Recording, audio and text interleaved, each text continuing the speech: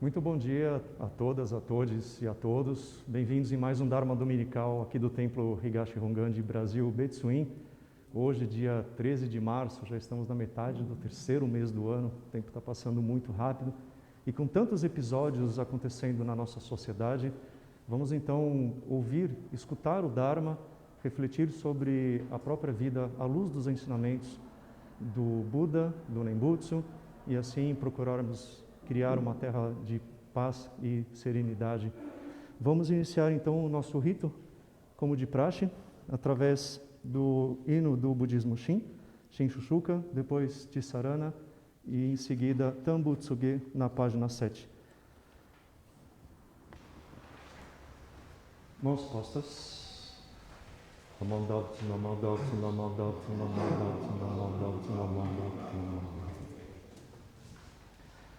Fuka kimi nori ni ai matsuru mi no sachi nani ni rako beki kita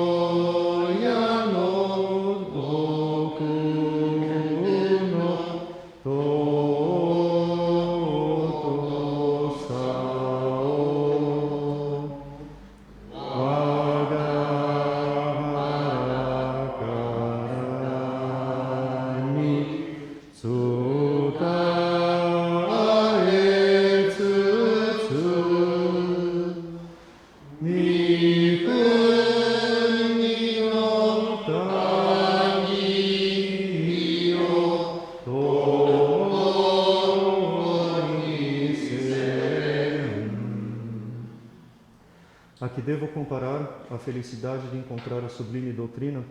Esforcemo-nos em ouvir o caminho, abrindo-nos para receber a verdade. A que devo comparar a felicidade de ser salvo das trevas sem começo, recitando o sagrado nome de 6 letras, sejamos dirigentes nas lides do século. Unidos, os irmãos daqui e da além-mar transmitem aos companheiros a excelsa virtude do sublime iluminado, juntos viajando para a terra da luz.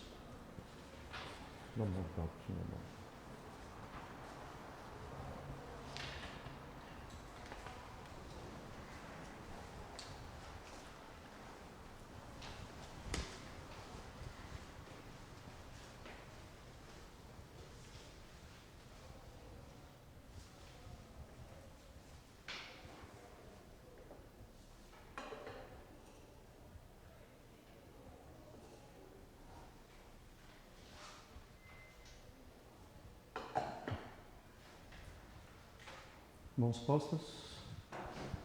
Buddha Saranam Gacchami. Todos. Buddha Saranam Gacchami. Dhamma Saranam Gacchami.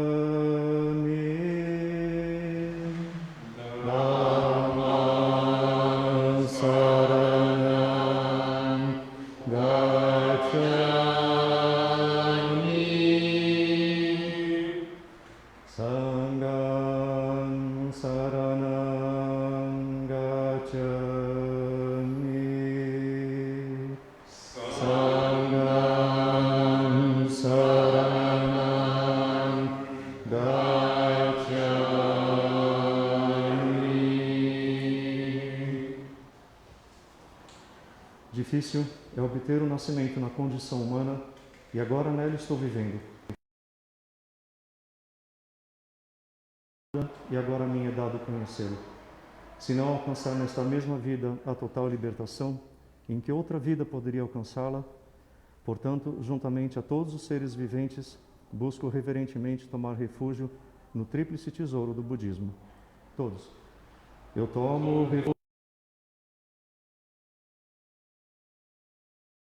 todos os seres viventes, realizar o grande caminho e manifestar a mente incomparável.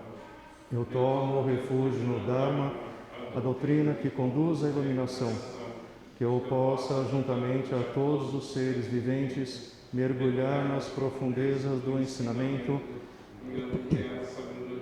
vasta como o oceano. Eu tomo refúgio no Sangha, a comunidade, que eu possa, juntamente a todos os seres viventes, viver em harmonia com o espírito de fraternidade, livre da escravidão do egoísmo. O Dharma, incomparavelmente profundo e precioso, é rápido. A mim agora é facultado vê-lo, ouvi-lo e guardá-lo. Possa eu verdadeiramente ser alcançado pelo poder das palavras do Tathagata.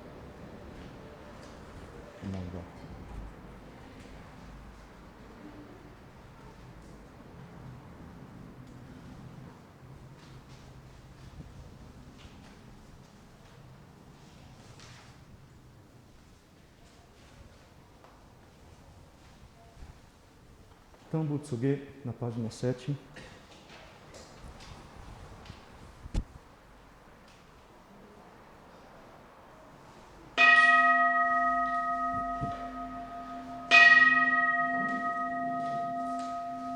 Ó Buda, vosso rosto resplandecente está radiante, nada supera a vossa excelência, a tal esplendor neste mundo, nada há que se compare. Diante de vós, o sol, a lua e a joia mani, que brilham deslumbrantes, são completamente obscurecidos, como grande bloco de carvão negro. Vossa aparência, ó Tathagata, transcende qualquer comparação com este mundo. A grande voz do iluminado ressoa pelos mundos das 10 direções. Vossa observância de preceitos, conhecimento, esforço, concentração e sabedoria, suas esplêndidas virtudes não têm igual, elas são excepcionais e insuperáveis. Vós meditastes profunda e totalmente sobre o oceano Dharma de todos os Budas. Vós conheceis sua vastidão e profundidade e chegastes até o limite mais distante. Ó honrado Buda, estais para sempre livre da ignorância, voracidade e ira. Vós sois como um leão, o mais valente entre todos os humanos. Vossa gloriosa virtude é ilimitada. Vós realizastes a grandeza dos méritos e virtudes. Vossa sabedoria é sublime e profunda. A força de vossa luz faz brilhar o universo de 1 bilhão de mundos. Aspiro-me a tornar um Buda igualável a vós, ó sagrado Rei do Dharma, para libertar os seres vivos do samsara e guiar todos eles à emancipação. Minha ação altruísta, controle mental, observância de preceitos, perseverança e esforço, além da concentração e sabedoria, será suprema e insuperável. Prometo que quando tiver me tornado um Buda, terei cumprido plenamente este voto, e a todos os seres com seus medos e temores, proporcionar-lhes-ei grande paz, mesmo que haja incontáveis Budas, cuja quantidade é de bilhões, e uma multidão de grandes sábios, incontáveis como os grãos de areia do rio Ganges. Buscarei o caminho determinado incansavelmente, mesmo que as terras de Budas sejam incalculáveis, como os grãos de areia do Ganges, e outros mundos além destes também sejam inumeráveis. Minha luz chegará em todos os recantos, penetrando em todos os mundos. Isto será resultado de meus esforços. Assim, meu poder majestoso será imensurável.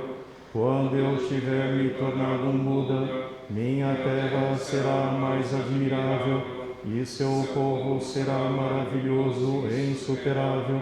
O trono da iluminação será supremo. Minha terra, sendo como o próprio Nirvana, estará acima de qualquer comparação. Terei piedade dos seres vivos, e certamente salvarei todos eles. Aqueles que vierem das 10 direções encontrarão alegria e serenidade no coração. Ao chegarem na minha terra, terão paz e felicidade. Rogo a vós, ó Buda, que sejais minha testemunha e atesteis a veracidade de minha aspiração. Tendo feito meus votos a vós, esforçar-me-ei por realizá-los. Os honrados Budas das 10 direções têm sabedoria desimpedida. Rogarei a estes Budas que reconheçam minha intenção, mesmo que eu permaneça num estado de extrema dor, resistindo a todas as durezas com inesgotável vigor. Realizarei tais práticas diligentemente. Namadabo, Namadabo, Namadabo,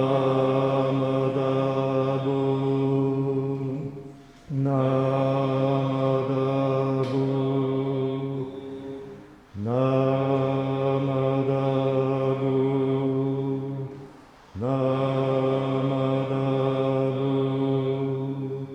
Namadabo, Namadabo,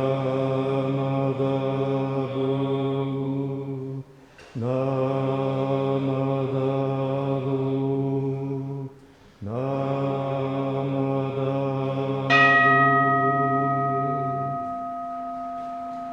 Que através desses méritos possamos beneficiar igualmente a todos os seres, para que despertem suas mentes búdicas e que parem de nascer na terra da paz e da alegria.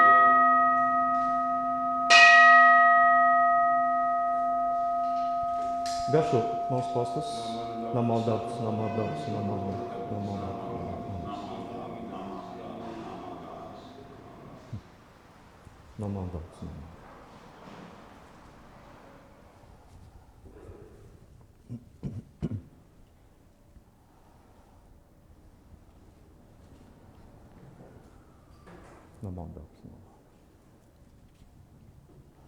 Bom dia. Bom dia novamente aos que estão chegando aqui durante nossa parte litúrgica. E, como eu falei inicialmente, eu acredito que todos estejam bem ansiosos pela fala budista a respeito de um momento atual, né? Não tem sido fácil e, como nós estamos vendo algumas frases a rodar nas redes sociais, não bastasse a pandemia, a gente ainda agora vivencia esse momento de caos civilizatório da guerra lá com a Rússia e a Ucrânia. Eu sei que de alguma forma isso é ansiado por todos a escutarem. Eu tenho visto vários comentários em redes sociais e, como eu coloquei numa das minhas postagens, eu não sou cientista geopolítico, não vou me aventurar a tomar nenhum posicionamento no sentido de análise geopolítica mesmo, né? É muito complexo, é um assunto muito amplo isso. Mas eu creio que a função do escutar o Dharma e do ensinamento budista é procurar entender a condição humana, os momentos que a gente vive através da luz dos ensinamentos.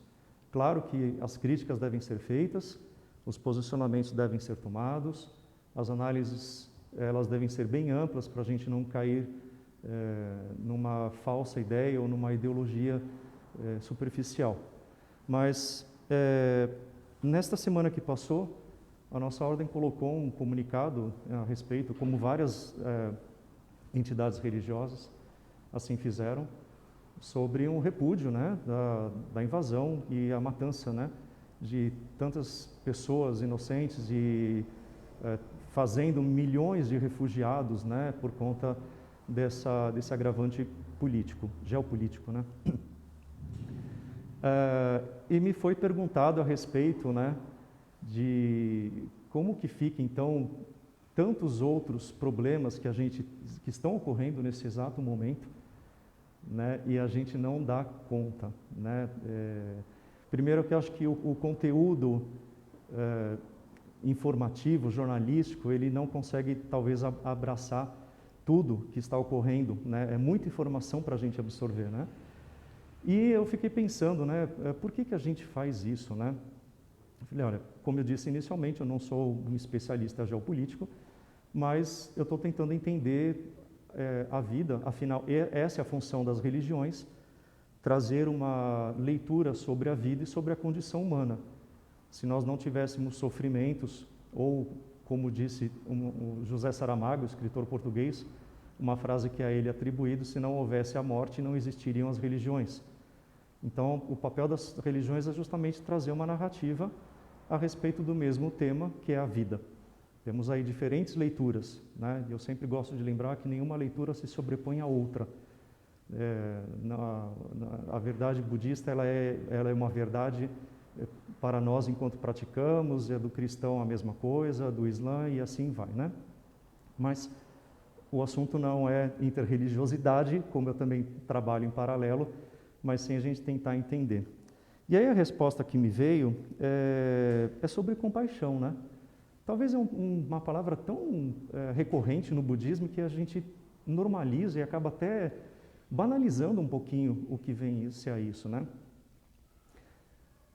Mas na resposta para essa pessoa, na postagem, me veio que a gente tem uma compaixão tanto relativizada enquanto seres humanos. O Buda já alertava lá desde no seu passado que nós, seres humanos, nós somos seres condicionados. Nós temos uma compaixão de forma limitada.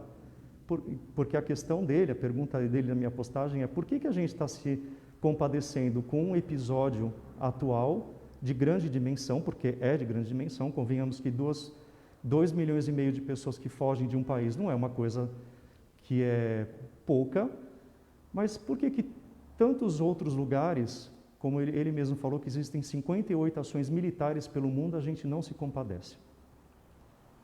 Eu falei, eu concordo com você. Por que a gente não se compadece? Acho que enquanto seres humanos, a gente primeiro é atingido pela matéria informativa, jornalística, e segundo, pela nossa própria percepção de realidade daquilo que nos circunda, né? Então, eu particularmente não sabia que existiam 58 ações militares, esse número preciso, 58, mas eu entendo que há diversos conflitos armados, conflitos étnicos, civis, pelo mundo. mas a gente não presta muita atenção, ou então a gente não se compadece. E a resposta que eu falei era justamente isso, né? A nossa compaixão enquanto seres humanos, ela é limitada, ela é condicionada. Porque da mesma forma, aqueles que reclamam que está se dando muito crédito a um conflito que é extremamente pesado e importante, mas não se dá a outros. E aí eu me pergunto, será que essas mesmas pessoas também estão se compadecendo da mulher que está sendo violentada neste exato segundo? Essa semana em Minas Gerais? Ou das pessoas de rua que estão padecendo aí, nós estamos com quase 30 mil pessoas aqui na cidade de São Paulo. Então, da mesma forma que a gente cobra um lado, a gente não cobra o outro. Porque a capacidade do condicionamento humano é limitada, né? Então, eu fui recorrer ao ensinamento, né? E, de repente, eu me deparei com um trecho do Tanisho, que é uma das obras de literatura da escola Jodoshin, em que Shinran ele comenta, e eu quero ler um texto bem curtinho aqui para a gente refletir sobre a condição humana à luz do ensinamento. E como eu falei inicialmente, a função do nosso encontro aqui não é discutir geopolítica, mas compreender, tentar entender um pouco a condição humana através do ensinamento budista. Claro que cada vertente religiosa vai fazer isso à sua maneira e à sua literatura, né? E o budismo não vai ficar de fora. Então, Yuenbo, né, que faz a compilação de cartas e de dizeres do mestre Shinran, Shinran dizia assim: há diferenças entre a compaixão segundo o caminho da realização através do esforço pessoal e segundo o caminho da terra pura. A compaixão segundo o caminho de realização através do esforço pessoal consiste em se compadecer dos seres viventes, dispensar-lhes afeto e educá-los. Entretanto, é extremamente raro alguém conseguir dispensar a outrem a salvação total e completa conforme o seu intento. A compaixão segundo o caminho da terra pura consiste em recitar o Nembutsu para tornar-se imediatamente Buda e então, com grande compaixão, beneficiar os seres à vontade. Nesta vida de ilusões e erros, por mais que nos compadecemos dos seres, difícil será salvá-los conforme nosso desejo, pois nossa compaixão não é total e perfeita. Assim, só recitando o Nembutsu, teremos a compaixão total e perfeita. Assim disse o mestre. E aqui eu vou trazer, claro, notas de comentários do nosso querido e saudoso professor Ricardo Mário, que é um trabalho dele. Ele diz assim: traduz-se comumente por compaixão a expressão formada pelas palavras sânscrita Maitri e Karuna. Maitri é um sentimento de afeição e simpatia que se caracteriza pelo esforço em proporcionar prazer ou alegria a outrem. E Karuna, um sentimento de comiseração ou pena que procura mitigar o sofrimento de outrem. Compaixão seria então um sentimento de afeição e solidariedade dirigido ao amor universal. Entretanto, nas traduções dos textos budistas, procura-se evitar o uso da palavra amor, porque em termos sânscrito, Trishna, e o vocábulo Pali, Tanha, comumente traduzidos por amor, possuem a conotação negativa de um apego egoísta ao objeto amado e de um desejo insaciável de satisfação pessoal. Uma outra nota. As religiões ocidentais, que se dirige apenas aos seres humanos, engloba também os animais, vegetais e mesmo os seres inanimados e objetos manufaturados pelo homem. Eu acho que só esse pequeno texto ele já encerra a nossa capacidade de compaixão face a tantos momentos trágicos. Nós estamos numa época de miséria civilizatória, convenhamos, né? A questão geopolítica ela é complexa, ela tem que ser, claro, criticada e tem que ser analisada, mas a função da postagem ali era a gente compreender as vítimas, que são seres inocentes, pessoas que não. Um outro ponto que eu queria colocar também é como a nossa civilizatória coloca o exemplo bem e mal. A existe uma tendência muito grande a ver quem é o vilão e quem é o bonzinho das novelas. Aliás, as novelas nos ensinaram isso, né? Então, só que de alguma forma os vilãos também são seres bons que se tornaram vilões não por acaso, né? Talvez o filme Coringa seja uma das várias expressões a respeito disso. Mas a ideia também não é discorrer tanto, porque isso levaria um papo de boas horas, mas é pensar como que, num determinado momento, a gente está colocando quem é o bom e quem é o ruim nessas histórias todas, né? Críticas devem ser feitas. Aqueles que repudiam a violência e a guerra são muitas vezes os que mais fornecem armas para que essas guerras também ocorram. Então, é um assunto muito complexo, né? Mas, de novo, o que me faz pensar é como a nossa capacidade compassiva ela se torna um tanto limitada, porque eu me compadeço de pessoas que estão tão distantes, mas eu não me compadeço de situações que estão tão próximas. Um outro ponto que me foi colocado na postagem, que eu li até agora de manhã, é sobre o posicionamento da ordem e até do governo japonês a respeito de outros episódios, como a Guerra da Coreia. Eu não estou aqui para fazer um posicionamento oficial, até porque a ordem eu não sou a ordem, né? Eu não consigo fazer isso sozinho, isso tem que ser feito em conjunto. Até porque a ordem pertence a dentro de uma etnia que também não nos pertence. Cabe a uma outra cultura que é criticada, no caso a japonesa, que tome essa consciência para fazer várias reparações. E eu percebi nessas mesmas postagens o quanto o Japão foi até massacrado, né, no sentido de o que ele fez com a Coreia. Até hoje não se tem uma reparação com as tais mulheres de conforto, que eram as mulheres oferecidas aos soldados japoneses. Então, assim, é tudo muito complexo e tudo muito lento.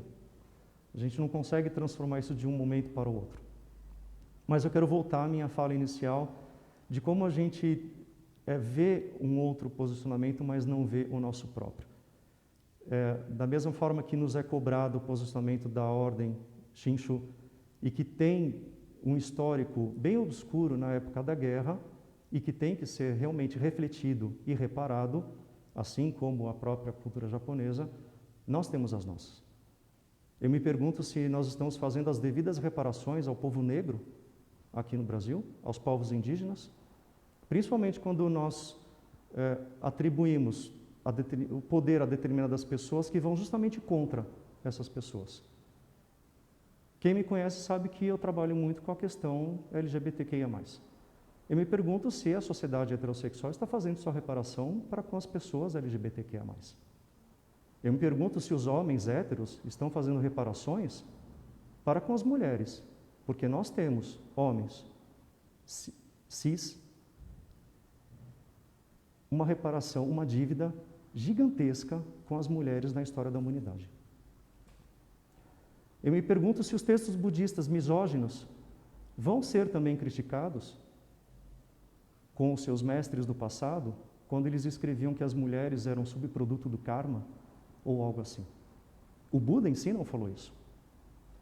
Assim como vários textos bíblicos, que também não foram escritos por Cristo, né? Aliás, nenhum dos dois escreveram nada, né?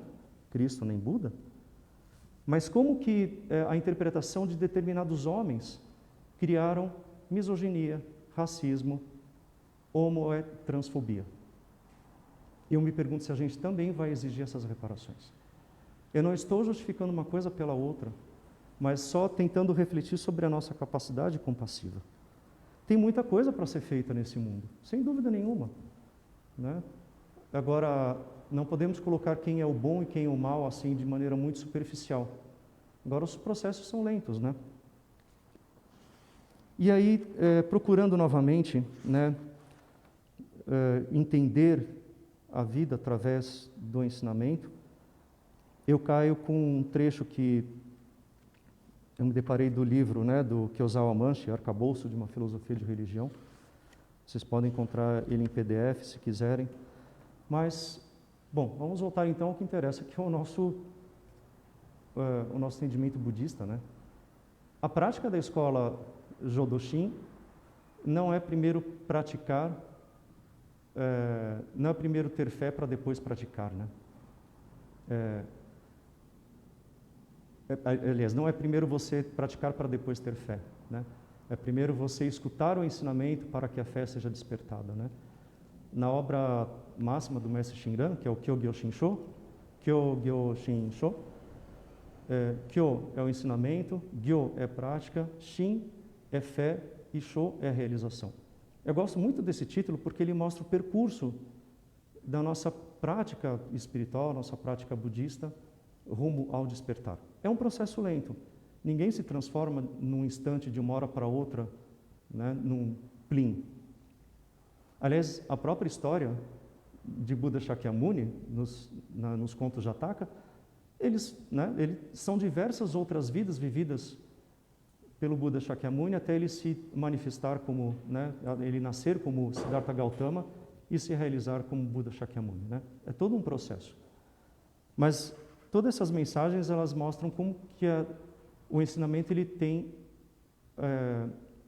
a capacidade de transformar aqui e agora a nossa visão para com o outro, né? Que o objetivo de se tornar um Buda não é se tornar um ser iluminado e ficar flutuando pelos ares ou ficar de bem com a vida, não é isso. A gente está querendo ser Buda na nossa condição humana, e isso não existe, isso não é um ensinamento, né? Mas, como eu falei, é através da fé, né? Eu escutando o ensinamento que a minha fé desperta. Ou seja, o Shinjin, a confiança. E eu sei que esse termo fé, para alguns budistas que nos acompanham, às vezes até é um pouco criticada porque remete a uma fé cega. Mas fé, ou o termo Shinjin, no caminho terra pura, o significado dele é de maneira muito formidável aqui. É claro que é um livro extenso e complexo para ler também, mas eu grifei algumas coisas que pode aliviar a gente nesse momento, porque, como eu falei, o intuito do ensinamento religioso, dotadamente budista, é trazer algum significado para a vida ou alguma elucidação a respeito da vida, né? Então, ele diz assim, a minha fé é eficaz em eliminar minhas angústias e meus sofrimentos, né? De qualquer forma, nas ocasiões em que eu me angustio ou sofro por causa das influências e circunstâncias várias, alcanço imediatamente a paz e a tranquilidade no momento em que essa fé, ou confiança, ou Shinjin, se manifesta no meu coração, né? Então, antes de crer, as pessoas não sabem se há ou não benefícios, né? Elas experimentam isso em seguida. Então, eu não deposito minha fé no Tathagata, no Buda, apenas por causa dos benefícios proporcionados por essa fé. Isso é um ponto muito interessante, porque o que a gente tem vivido no budismo contemporâneo, principalmente, nessa época, né, industrial, consumista, é achar que o ensinamento budista vai trazer realizações materiais. E isso não é ensinamento budista. O budismo não se presta a trazer saúde, bem-estar, felicidade, dinheiro, prosperidade. Isso não é ensinamento budista, né? Eu creio que essa fé ela se encontra nos limites últimos da minha razão. Quando eu pesquisei sobre o significado da vida humana, resultou na constatação da incompreensibilidade do significado da vida humana. Foi a partir de então que se desenvolveu a minha fé, confiança, no Tathagata. Então, a minha fé ela inclui a crença de que meu poder interno é ineficaz em todos os sentidos. Para crer nesta ineficácia do poder interno, foi necessário esgotar todos os recursos do meu intelecto e minha reflexão, até chegar a um ponto em que minha cabeça não encontrou mais nada. E é aqui que eu volto no ponto da nossa compaixão limitada. Porque a gente se compadece pelas transmissões informativas através dos jornais do que está acontecendo, e devemos, sem dúvida nenhuma, devemos contribuir.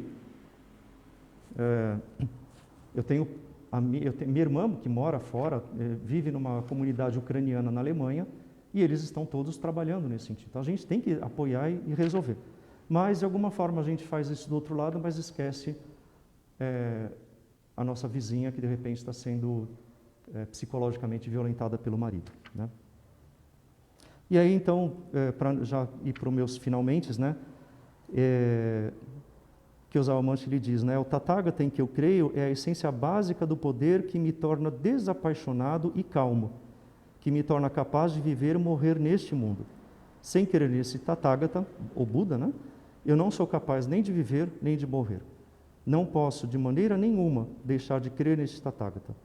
Esse Tathagata é o Tathagata em que eu não posso deixar de crer. Assim é minha fé. Em linhas gerais, quanto ao primeiro ponto, Tathagata é a compaixão ilimitada derramada sobre mim. Quanto ao segundo ponto, Tathagata é a sabedoria ilimitada dirigida para mim. E o terceiro ponto, Tathagata é o poder ilimitado derramado sobre mim.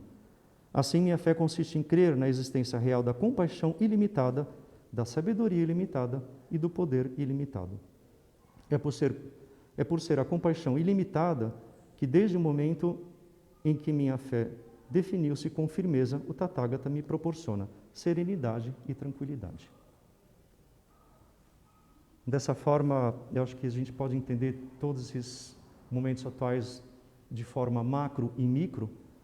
De forma macro, a gente não consegue resolver, da mesma forma que eu não consigo mudar, de repente, a convicção de determinadas pessoas, até mesmo da nossa própria ordem, ou da sociedade japonesa em fazer reparações maiores. Da mesma forma, a gente não está fazendo nem a nossa própria lição de casa, que são reparações com pessoas negras, indígenas, LGBTQIA+, mulheres, etc. De alguma forma, a gente tem que fazer o que estiver ao nosso alcance, da melhor forma possível. Usar a nossa compaixão, ainda que limitada, mas lembrar que sempre a compaixão ilimitada, a sabedoria ilimitada e o poder ilimitado estão constantemente disponíveis e se manifestando aos seres humanos. Só que a gente volta sempre ao bom e velho ensinamento dos 3 venenos mentais, que também é um tema tão repetido, mas que se nós não tomarmos consciência a respeito desses venenos, né, dessas paixões mentais, ou seja, a ignorância, a ganância e a raiva, eu acho que essas 3 palavrinhas elas podem definir muito bem a origem de todos os conflitos que a gente vive. Nós estamos no samsara, o mundo do condicionado, o samsara é assim. Mas não quer dizer que, por ser assim, a gente vai ficar de braços cruzados e não fazer nada. Mas é a partir do reconhecimento da condição humana que a gente pode dar o primeiro passo para caminhar. Né? Por isso que, no caminho Terra Pura, na escola Jodo Shinshu, a forma com que Shinran encontrou a sua libertação foi diferente de outras escolas, porque para ele não era possível. Foi apenas escutando o ensinamento, ele pôde realizar a prática para poder ter o seu coração confiante e desperto. Ou seja, pela escuta do Dharma, eu desperto esse coração confiante, que resulta lá na frente na paz e serenidade budista que a gente tanto vê e a gente tanto almeja. Né? Então, eu queria deixar essa pequena reflexão. Esse assunto é inesgotável e a nossa função aqui é poder trazer algum acalento no coração de todos, como nós estamos vendo toda essa situação. Né? Claro que o que está ocorrendo no mundo é extremamente importante. Nós repetimos episódios históricos e vamos repetir de novo, porque a gente está vendo aí movimentos até neonazistas, conservadores, tradicionais, querendo emergir e tentar colocar um cabresto dentro da sociedade ao modo deles. Né? E isso tolir toda a liberdade, trazer toda uma opressão, todo um sofrimento em cima dos seres humanos. Nós somos papéis em branco quando nascemos. Ao longo do tempo, nós começamos a criar esses conceitos em cima. Eu gosto muito da frase, ninguém nasce racista, ninguém nasce homofóbico, ninguém nasce misógino. Mas quem veio antes é que precisa se transformar, se compadecendo do sofrimento alheio. Senão de nada vai servir o papel da religião. Que pior ainda, também um outro ponto só para finalizar, porque eu tinha notado, quando a gente instrumentaliza a religião a favor próprio, isso é nefasto. E o budismo faz parte disso também em alguns momentos históricos. Nós não estamos exímeis das coisas, né? Nós precisamos falar de reparação, precisamos transformar tudo isso. Agora, não adianta só atacar, é preciso que a gente comece a fazer dentro do próprio coração, pensando nos sofrimentos que estão mais próximos da gente, no nosso micromundo também, né? Aliás, não é só com o outro que a gente tem que se compadecer. Será que nós somos autocompassivos? Será que a gente consegue se compadecer com a própria comiseração, na nossa exigência, nos nossos tormentos? É muito complexo isso, né? Então, eu espero que, de alguma forma, essa fala possa contribuir com a prática de vocês e a gente possa transformar aos pouquinhos, pelo menos o nosso estado mental, procurar residir num estado mental semelhante à da Terra pura, né? A gente pensa em Terra pura como se fosse um outro planeta, fosse um outro lugar. Não, a Terra pura é aqui agora, em nossa cabeça, em nossa mente, né? Mas esse processo de adentrar a Terra pura, ele é muito prolongado, mas ele não é algo que nós fazemos por esforço próprio. E essa também é uma diferença de prática, né? Dirik e Tarik, né? Então, é através da sabedoria, da compaixão e do poder ilimitado do Buda é que eu consigo me transformar. E isso ocorre através da escuta do Dharma. É a coisa mais elementar. Quando o Buda Shakyamuni se tornou Buda, né? Quando ele desperta e se torna Buda, o que aqueles 5 ascetas que o seguiam antes e que depois o abandonaram, o que eles foram fazer? Eles não foram recitar mantras, fazer meditações, fazer prostrações, eles não foram fazer nada disso, eles foram escutar o Dharma. É a coisa mais... A gente fazer malabarismos espirituais, mágicas espirituais, se a gente não consegue interiorizar aquilo que é mais elementar, que é escutar, né? E isso vale para todos nós o tempo todo, inclusive quem vos fala, porque é um exercício cotidiano, ainda mais pela figura pública que a gente assume. Nós somos suscetíveis a erros, né? Mas estar desperto para esses erros é que talvez faça a diferença, né? Então a gente não é porque é uma ordem budista, uma escola budista, ou é um budista que é uma pessoa imaculada. E eu gosto da frase de um dos nossos devotos que mora no Paraná, que fala: nós somos budistas, não somos budas, né? Eu acho essa frase também muito interessante, para a gente entender que nós estamos dentro de um caminho, nós não nos realizamos. Se nós já fôssemos budas, nem estaríamos mais aqui, né? Mas a gente precisa exercitar, fazer o exercício da nossa humanidade o tempo todo, dentro da nossa capacidade, dentro da nossa possibilidade, porque cada um de nós aqui, sejam os presenciais ou os virtuais, já tem a sua própria dificuldade com tantos sofrimentos, né? Então, é isso. Espero que de alguma forma, o meu intuito não foi fazer uma retratação dessa postagem, mas eu aproveitei o intuito desses comentários para a gente refletir a respeito. E eu confesso que no mês passado, quando eu fui escalado para o Dharma Dominical de hoje, eu falei, eu vou falar sobre a condição das mulheres, porque dia 8 foi o Dia das Mulheres, né? E de repente tudo aconteceu e eu acabei mudando um pouco o meu discurso, porque eu vejo que é importante falar desse tema. Mas olha que interessante, né? Eu não consigo falar da questão mulheres e budismo hoje, porque não dá tempo, é muito assunto, né? A gente tem muita coisa para ser falada, o tempo todo. Então, por isso que a gente não consegue dar atenção àquilo que não está sendo falado nas mídias, porque são eles que transmitem as informações, né? Eu não estou aqui falando de mídia de direita ou de esquerda, ou mídia X ou Y, não é isso.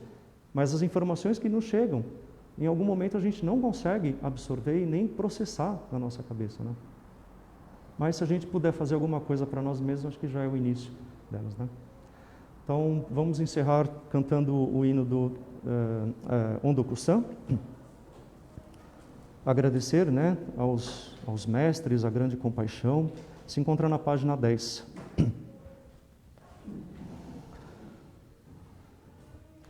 Mesmo que tenhamos que pulverizar nossos corpos, devemos retribuir a graça da grande compaixão do Tathagata. Mesmo que tenhamos que esmigalhar nossos ossos, devemos agradecer aos benefícios dos mestres. Nyorai dai no ondo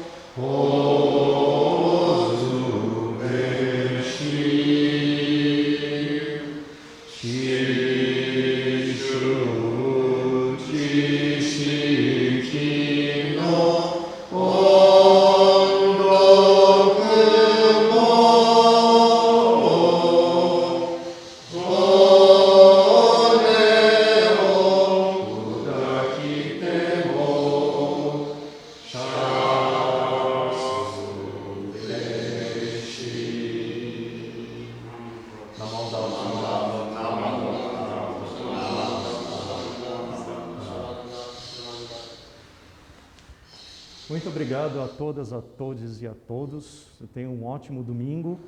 Aproveitem o momento com os seus queridos.